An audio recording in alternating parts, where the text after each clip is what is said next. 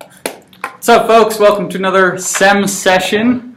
This is a raw, uncut, unedited video series where we teach you how you can attract, convert, and retain more customers to your brand through search marketing and other forms of digital marketing. Today, I have Sophia Robbie on the show. Sophie runs a social media marketing agency called Olive and Milo.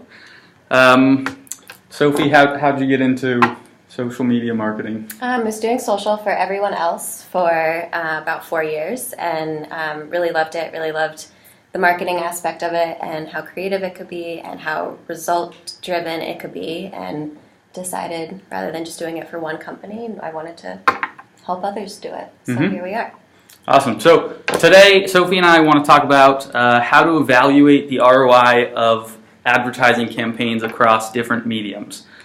Sophie actually gave a talk on this yesterday here in VSET with another partner of ours, colleague of ours, Jeff Strawbridge.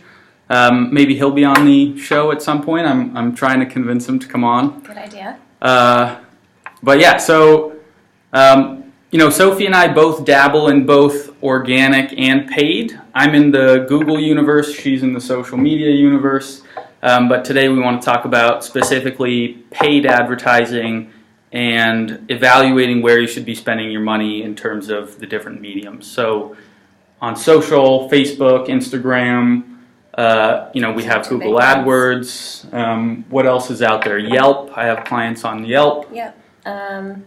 Yelp, Yellow Pages, certain things like that are definitely important, and lots of pieces to the big puzzle. I think for social, Facebook and Instagram are primarily where you want to be.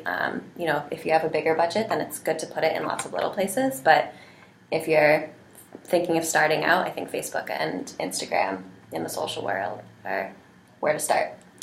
I know Twitter does some advertising. Have you ever tried those? A couple of times we do those, but it really depends on the client. If it's a person of interest, if it's a firm of some sort, then Twitter is definitely appropriate for that.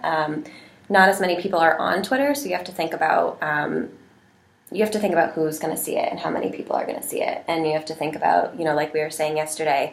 I think 95% of the entire US and Canada are on Facebook. So you can really count on a lot of people seeing your ad when you're on a medium that everyone else is on. So that's really important too. Yep. Sophie, when you're running these campaigns, obviously you do a lot of work for clients. What are the most common objectives of the campaign, sort of the goals from the client perspective? Yeah, so a lot of what we do is retail, or a lot of it is service-based industries too, so inquiries like that. And a lot of what the client's goals are to have the end result of conversions, ultimately conversions. And so there's lots of different things that you can optimize for, like paying for clicks versus paying for impressions, which maybe we'll talk about that. And with clients, you kind of have to take a step back, because a lot of them are like, I want to set up this Facebook ad because at the end of the day, I want to be selling 10 t-shirts, when really that is an awesome goal, but there are a lot more goals to kind of hit before getting to that end goal. And a lot of that is getting people to your website or just basic brand awareness. And those are all things that the ads touch on, even if the end goal is for purchases. So a lot of times there's that high-level metric that the business owner is focused on, but totally. As someone who's deeply involved in social or deeply involved in search, right. We have additional KPIs that we're looking at on a daily or weekly right. or monthly basis right. to help us evaluate those. Yeah. And that are all just as important. I think that it's really easy to look for the sale to be the only metric that's measured, and different people measure success in different ways. And conversions are great. You need conversions and sales, but you also need people just seeing your name and seeing your website, which is huge. Yeah, when we think about the sales funnel, the top of it is awareness. Right. So impressions is reflective of, do people know about your company? And totally. Then clicks is moving down to interest. And totally. Obviously the goal is to get all the way through the funnel, but not everyone's going to make it all the way through. Right. So there's some metrics that we track along the way as well. Yeah. What else? What are those key metrics? I think for us it's clicks, impressions, and then obviously we're looking at what's the cost per click, what's the cost per 1,000 impressions, Right. and then ultimately, I know you said you're in some retail, some local retail, some e-commerce retail. Yep. I imagine, I know you work with some restaurants, it's a little harder to track the ROI there. Right. But so generally, with internet businesses, we're looking at leads or transactions. Right. So we have cost per click, cost per 1,000 impressions, cost per lead, and cost per acquisition or cost per transaction.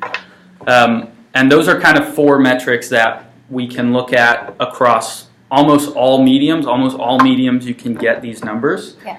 And use those numbers and compare them from platform to platform to Right. see which platform is most effective for you. Every business is going to be different. Totally. And which where you should be audience putting is your most money. effective, which it can get pretty narrow. And I think, too, back to the different metrics, knowing those metrics are really important because everyone measures their success differently. Mm-hmm. And impressions is just as much of a metric as sales is. Mm-hmm. Yeah. Awesome. Sophie, if people want to learn more about what you do or get in contact with you, where can they find you? Oliveandmilo.com, OLIVEMILO.com. Just reach out there. Yeah. All right. Awesome. We're going to wrap it up here. Hope you guys took something away and catch us next time. Thanks.